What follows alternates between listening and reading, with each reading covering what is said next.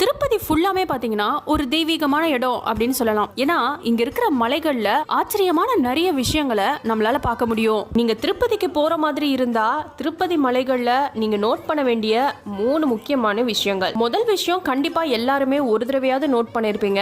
7 மலையை தாண்டி போய் உச்சில நிக்கிற பெருமாளோட முகத்தை யாரோ தத்ரூபமா வடிவமைச்ச மாதிரி இருக்கிறது தான் திருப்பதி மலை. இந்த மலையில பாத்தீங்கன்னா கிரீடம்ல ஆரம்பிச்சு அவரோட நாமம், கண்கள், மூக்கு, வாயி, சின்னன்னு சொல்லிட்டு எல்லாமே ரொம்ப அழகா தெரியும். ரெண்டாவது, மலைப்பகுதியில தானா தோன்றிய பெருமாளோட கல் சிலை. விசேஷ நாள்ல பாத்தீங்கன்னா இந்த சிலைக்கும் பூஜை பண்ணப்படுது. அண்ட் மூணாவது என்ன அப்படின்னு பாத்தீங்கன்னா திருப்பதி மலைய இறங்குற வழியில ஒரு கருடர் சிலைய உங்களால பார்க்க முடியும். பர்ஃபெக்டா மலையோட உச்சியில இது எப்படி அமைஞ்சிருக்கு அப்படிங்கிறது தெரியல. ஸோ இது வரைக்கும் நீங்க நோட் பண்ணல அப்படின்னா நீங்க டிராவல்ஸ் மூலியமா போற மாதிரி இருந்தா நீங்க அந்த டிரைவர்ஸ் கிட்ட கேட்டீங்க அப்படின்னாக்கா கண்டிப்பா அவங்க காமிப்பாங்க. திருப்பதி ஃபுல்லாமே பாத்தீங்கன்னா